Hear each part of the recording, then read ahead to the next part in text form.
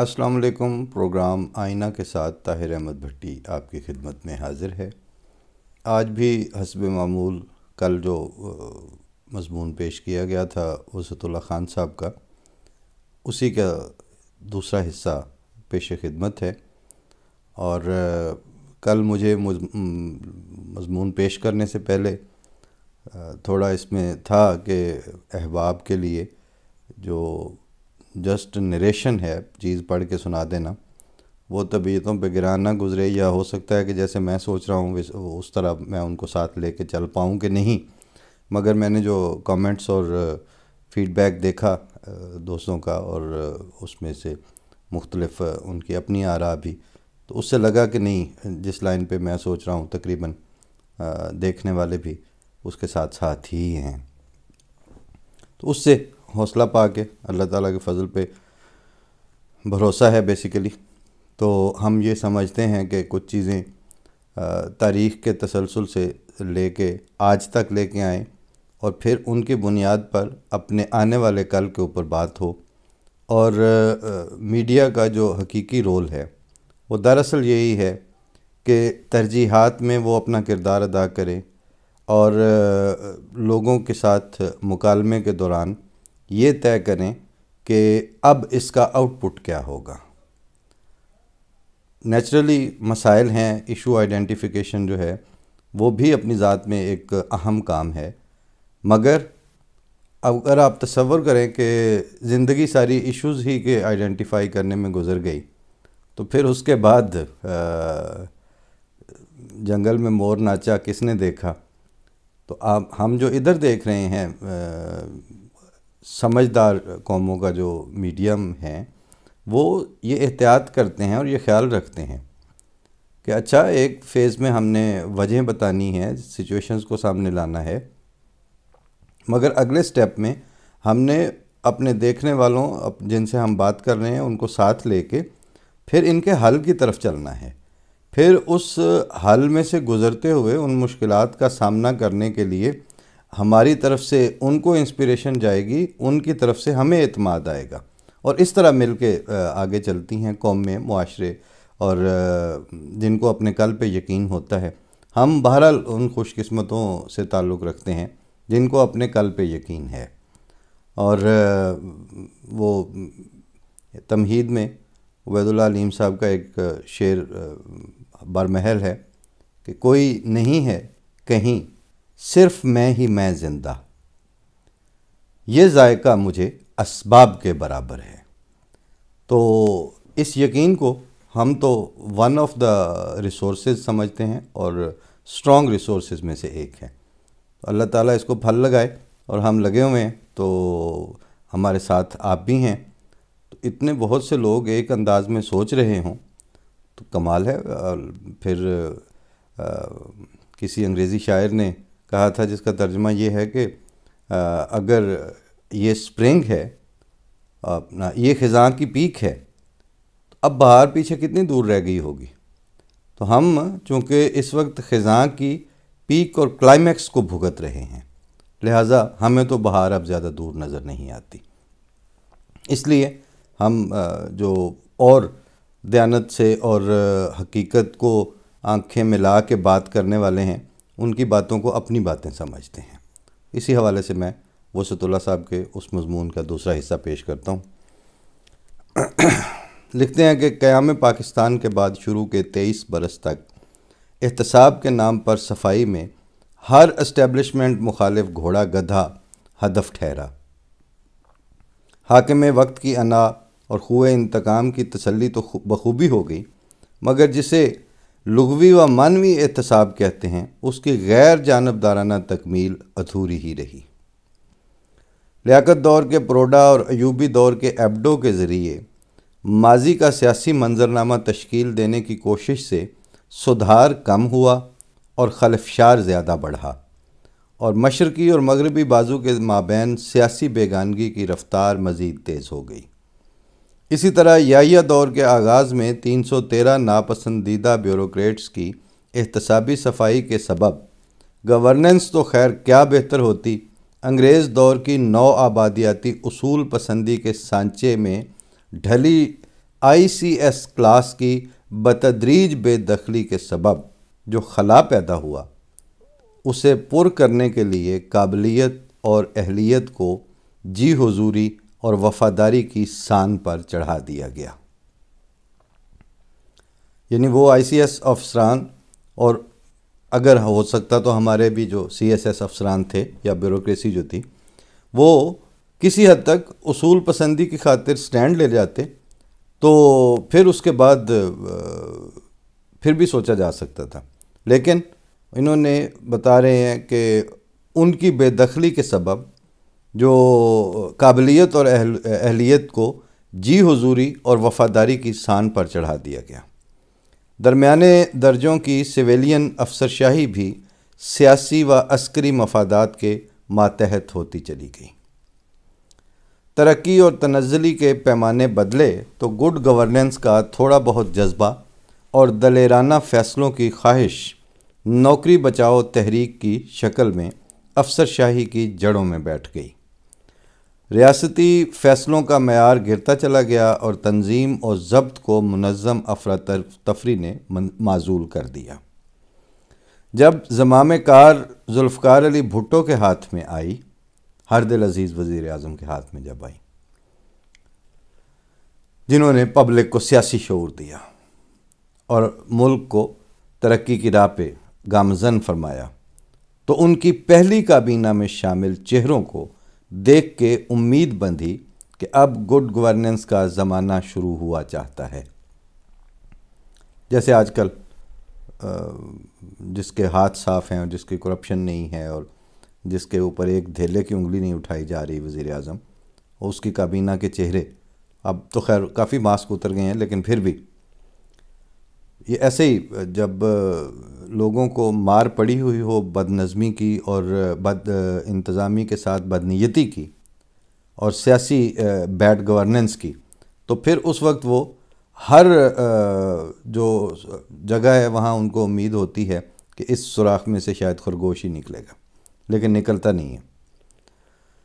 جب زمام کار ذوالفقار علی بھٹو کے ہاتھ میں آئی تو ان کی پہلی کابینہ میں شامل چہروں کو دیکھ کے امید بندھی کہ اب گڈ گورننس کا زمانہ شروع ہوا چاہتا ہے۔ چند ماہ بعد ہی یہ تاثر بکھرنا شروع ہو گیا۔ فیصلہ سازی میں میرٹ سے زیادہ انتقام اور حساب چکتا کرنے کی خواہش جھلکنے لگی۔ نئی عوامی حکومت کو افسر شاہی کے ڈھانچے کو عوامی ضروریات سے ہم آہنگ کرنے کا شوق ضرور چرایا۔ البتہ لگ بھگ 1400 افسروں کی جو برطرفی والی فہرست بنی، ان میں وہ افسر بھی شامل تھے جنہوں نے دور ایوبی میں بھٹو صاحب کو بالواسطہ یا بلا واسطہ زچ کیا، یا ان کی شکل نئے حاکموں کو پسند نہیں تھی۔ فہرست میں وہ افسر بھی شامل تھے جو بھٹو صاحب کے کسی ساتھی یا جاننے والے کو رنجیدہ کر چکے ہوں گے، اور وہ افسر بھی شامل تھے جو واقعی اپنی بے اعتدالیوں کے سبب برطرفی اور تنزلی کے مستحق سمجھے گئے تھے۔ لیکن گزشتہ تمام احتسابی فہرستوں کی طرح یہ فہرست بھی عجلت میں بنائی گئی، اور پچھلی فہرستوں کی طرح اس میں بھی اہل نااہل، گدھے گھوڑے، کرپٹ ایماندار کی کوئی خاص تمیز نہیں رکھی گئی۔ بھٹو دور شروع ہوتے ہی جو لگ بھگ 1500 افسر بنا شوکاز نوٹس کے نکالے گئے، ان میں سندھ واحد صوبہ تھا جہاں محکمہ تعلیم کو بھی اس تطہیری دائرے میں شامل کیا گیا، اور یہ صفائی بھی ایک خاص تعصبی زاویے کے تحت کی گئی۔ مثلا board of intermediate and secondary education Hyderabad کے پہلے سیکریٹری مرزا عابد عباس کے بارے میں جس نے بھی سنا کہ وہ بھی اس لسٹ میں شامل ہیں، بھونچکا رہ گیا۔ سیکریٹری بننے سے پہلے مرزا صاحب سٹی کالج حیدرآباد کے طویل عرصے تک پرنسپل رہے۔ اس دوران کالج کی پالیسی یہ تھی کہ کسی بھی قابل طالب علم کو محض اس لیے داخلہ دینے سے انکار نہیں کیا جائے گا کہ وہ فیس جمع کرانے کے قابل نہیں۔ اس فیصلے کے سبب معاشی طور پر کمزور سینکڑوں طلباء نہ صرف تعلیم حاصل کر پائے بلکہ عملی زندگی میں بھی کامیاب ہوئے۔ مرزا عابد عباس حیدرآباد کی ادبی زندگی کے بھی محور تھے۔ کمشنر نیاز صدیقی اور مرزا صاحب کے بدولت شہر کے ہر بڑے مشاعرے میں فیض، جوش، جگر سمیت صف اول کے بیشتر ادبی مشاہیر کی موجودگی ناگزیر ہوا کرتی تھی۔ ستم ظریفی یہ رہی کہ جس دن مرزا عابد عباس کو بے قاعدگی اور اختیارات کے بے جا استعمال وغیرہ کے الزام میں برطرف کیا گیا، اگلے دن سٹی کالج کے بورڈ آف گورنرز نے انہیں پیشکش کی کہ وہ جب چاہیں کالج کے پرنسپل کی ذمہ داریاں پھر سے آ کے سنبھال سکتے ہیں۔ ایک ہفتے بعد حکومت نے نجی تعلیمی ادارے قومی تحویل میں لینے کا اعلان کر دیا گیا۔ قومیائے گئے کالجوں میں سٹی کالج بھی شامل تھا۔ برطرفی کے بعد ایک سرکردہ اردو اخبار میں مرزا صاحب کا خط چھپا، جس میں انہوں نے چیلنج کیا کہ اگر گورنر سندھ میر رسول بخش تالپور، جو کہ مجھے بہت اچھی طرح جانتے ہیں، صرف یہ گواہی دے دیں کہ میں نے اپنے منصب پر رہتے ہوئے 1 روپے کی بھی بے قاعدگی کی ہے، تو اس کے بعد ریاست مجھے برسر عام پھانسی دے دے، میں یہ سزا بلا حجت قبول کر لوں گا۔ حکومت کی جانب سے اس چیلنج کا جواب خاموشی کی صورت میں دیا گیا۔ مرزا صاحب نے اپنی برطرفی کو عدالت میں چیلنج کیا۔ 1978 میں وہ اپنی بے گناہی ثابت کرنے میں کامیاب ہوئے اور انسپیکٹر آف کالجز سندھ کے عہدے پر تعینات کیے گئے اور پھر ریٹائرمنٹ لی، مگر نہ جانے ایسے کتنے ہوں گے جنہوں نے مزاحمت کی بجائے گوشہ نشینی کا انتخاب کیا۔ یہ بریکٹ میں اچھا اشارہ کر گئے ہیں، کیونکہ وہ جو ایسے نہ جانے کتنے ہیں ان میں سے بہت سوں کو ہم بھی جانتے ہیں، اور ہمارا تعلق اسی کالج سے ہے جو اس زمانے میں پنجاب میں سب سے سربرآوردہ حیثیت کا حامل تھا پنجاب یونیورسٹی کے ساتھ، یعنی ٹی آئی کالج ربوہ۔ گیہوں کے ساتھ گھن پس جانے کی یہ مثال مجھے اس لیے دینا پڑی کیونکہ نوکری سے برطرفی اور بحالی کے درمیانی برسوں میں مرزا عابد عباس کے 5 بچے زیر تعلیم تھے۔ شدید معاشی تنگی کے باوجود انہوں نے کسی در پر دستک نہیں دی اور کسی بھی قیمت پر بچوں کی تعلیم کا حرج نہیں ہونے دیا۔ ان میں سے ایک بچہ میجر جنرل ریٹائرڈ اطہر عباس ہے، دوسرا بچہ ڈان کا ایڈیٹر ظفر عباس ہے، تیسرا بچہ مظہر عباس چوٹی کے صحافیوں میں سے ایک ہے، آج کل آپ دیکھتے ہیں اکثر جگہ وہ اپنا ان پٹ دے رہے ہوتے ہیں، چوتھا اظہر عباس ایک نجی ٹی وی چینل کا ایم ڈی ہے، اور 5واں انور عباس امریکہ میں ایک آئی ٹی کمپنی سے منسلک ہے۔ چند برس پہلے مرزا عابد عباس کا ذہن پر کوئی بھی داغ لیے بغیر انتقال ہو گیا۔ بھٹو صاحب کا ایک تاریخی کارنامہ 1973 کے متفقہ آئین کا نفاذ ہے، وہی آئین جو اس وقت 2 درجن سے زائد امینڈمنٹس کی بھینٹ چڑھ چکا ہے، اور جس آئین نے اپنی دوسری امینڈمنٹ میں آئینی طور پر انسانوں کو ان کے شہری بنیادی حقوق سے بے دخلی کا پروانہ تھمایا ہے۔ اس آئین کے تحت دیہی علاقوں کو شہری علاقوں کے برابر ترقی دینے کے لیے سرکاری ملازمتوں اور تعلیمی اداروں میں کوٹا سسٹم کو آئینی شکل دی گئی اور اس کی ابتدائی مدت 10 برس طے کی گئی۔ اگرچہ اس سسٹم کو بھی طاقتور سیاسی خاندانوں نے اپنوں میں ریوڑیاں بانٹنے کے لیے استعمال کیا، مگر بہت سے ایسے دیہی نوجوانوں کا بھی بھلا ہوا جو نامساعد سماجی اور تعلیمی حالات کے سبب بہتر مواقع میں پھلنے پھولنے والے نوجوانوں سے کھلے مقابلے میں پیچھے رہ جاتے تھے۔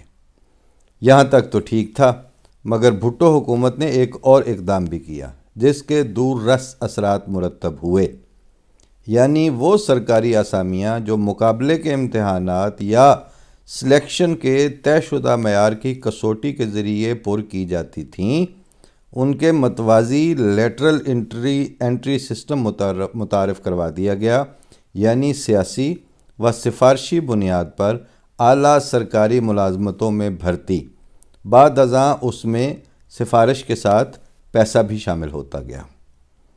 سلیکشن کے مروجہ اور نسبتاً شفاف نظام کے ہوتے لیٹرل انٹری متعارف کروانے کی ضرورت کیوں محسوس ہوئی، یہ تو میں نہیں جانتا، البتہ لیٹرل انٹری سسٹم کے سبب پبلک سروس کمیشن اور پروونشل سروس کمیشن جیسے اداروں کی توقیر ختم ہو گئی۔ اعلیٰ عہدوں پر پیراشوٹ کے ذریعے اترنے والے امیدوار براجمان ہونے لگے اور یہ تقرریاں عدلیہ، پولیس، کسٹمز، ریونیو سمیت ہر اس کلیدی محکمے میں ہوئیں جنہیں گورننس کا ستون سمجھا جاتا ہے۔ نتیجہ یہ نکلا کہ جو افسر سلیکشن کے طے شدہ راستے سے میرٹ کے بلبوتے پر آئے تھے ان میں مایوسی، غصہ اور کام سے عدم دلچسپی بڑھی۔ اس لیٹرل انٹری والے کئی افسر ترقی کرتے کرتے فیصلہ سازی کے مجاز کلیدی عہدوں تک جا پہنچے اور پھر انہوں نے بھی ایسے ماتحتوں کو بھرتی کرنے کے لیے اختیارات استعمال کیے جو ان کے لیے خطرہ نہ بنے یا ان سے آگے نہ نکل جائیں۔ یہ میرٹ کی جب دھرجیاں بکھیری جاتی ہیں تو وہی کل جو میں نے عرض کی تھی قابل اجمیری والی بات کہ وقت کرتا ہے پرورش برسوں، حادثہ ایک دم نہیں ہوتا۔ لیٹرل انٹری نے اس کلاس کو جنم دیا جو اہل اقتدار کی نہ صرف احسان مند تھی بلکہ ان کے لیے جائز اور ناجائز سے قطع نظر ہر کام کرنے پر آمادہ تھی۔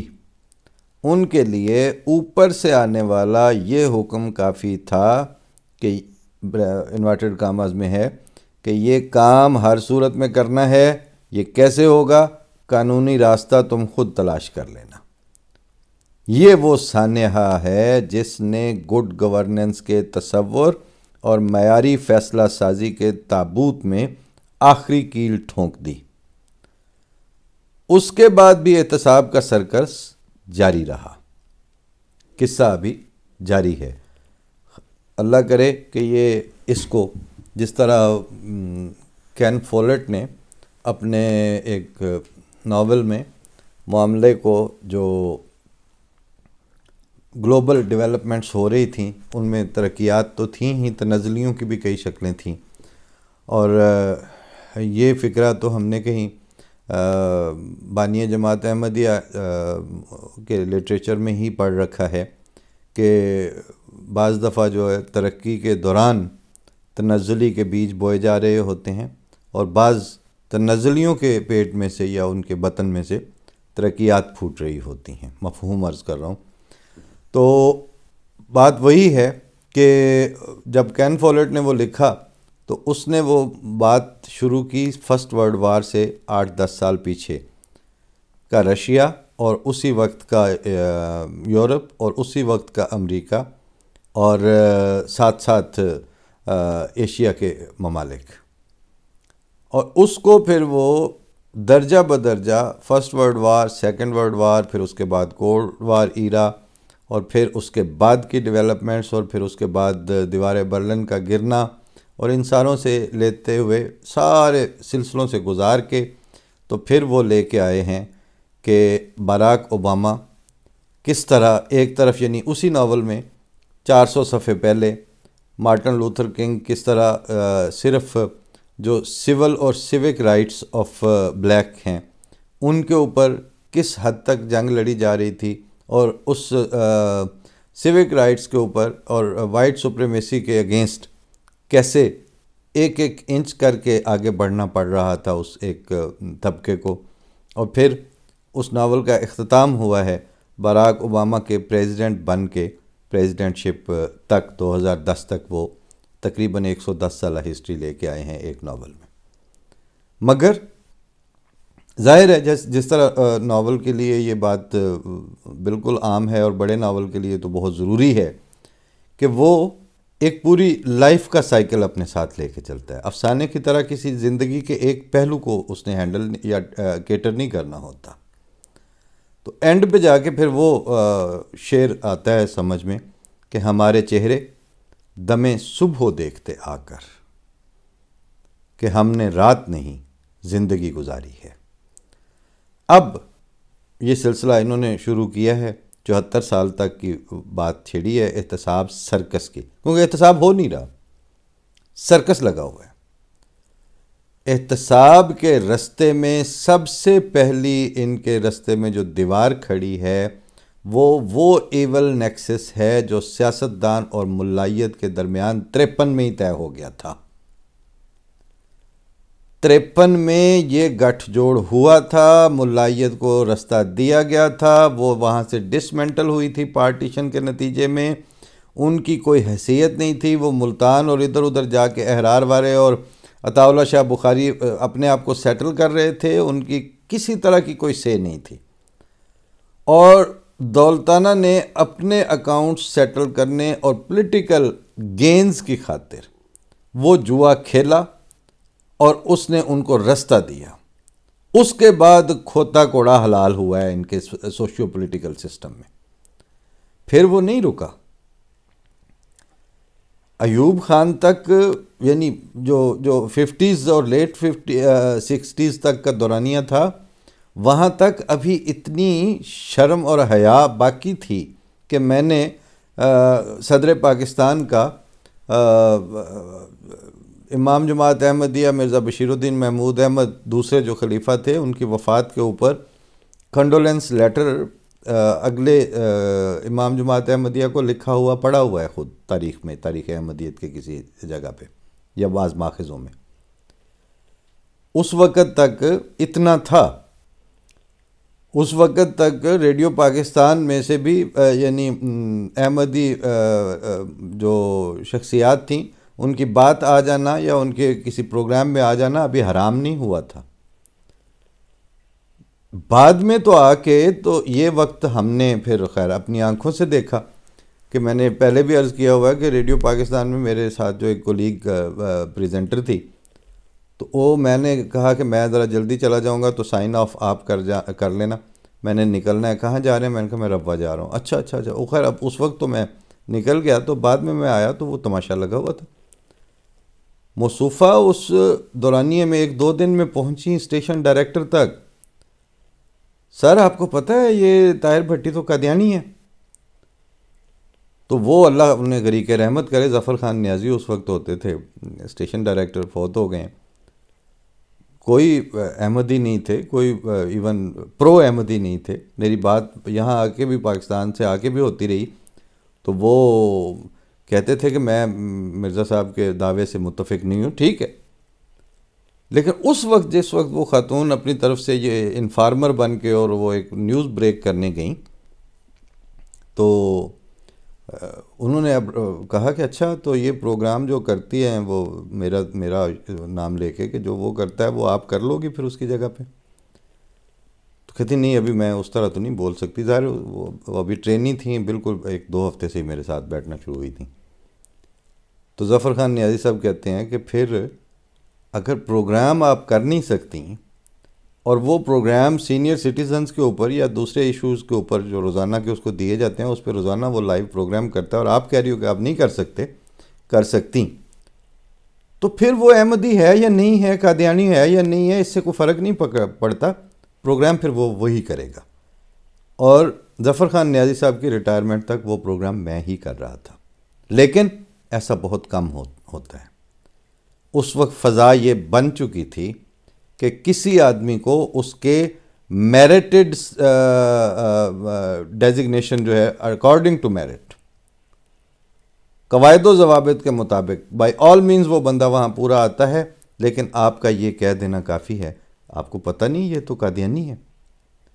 یہ فضا، یہ زہر، یہ پھر اس کے بعد ایڈمنسٹر کیا گیا ہے اور اس پہ کوشش ہوئی ہے، اس پہ چشم پوشی ہوئی ہے اور اس کی پیش رفت کو ہونے دیا گیا ہے، ما سوائے اس کے کہ جس وقت ان کو مستنصر بلا والے واقعہ آج سے کوئی 2 دہائیاں پرویز مشرف سے آگے پیچھے یہ ہوا تھا، تو وہ ایک سازش جب پکڑی گئی، اس کے بعد ڈیفنس فورسز نے، پتہ سب کو ہے کہ یہ زہر ہے، اس کو کھانے سے ادارے قائم نہیں رہیں گے، ملائیت ایک زہر ہے، اور یہ مجھے وہ مشتاق یوسفی صاحب کا جملہ کوٹ کرنا پڑے گا جو انہوں نے آغا خان کے ہاسپٹل کے ڈاکٹروں کی ایک تقریر کے دوران کہا تھا کہ، اور وہ جملہ انہوں نے بھی علامہ نیاز فتح پوری کا غالباً بولا تھا، یا کسی پرانے رائٹرز میں سے کسی کا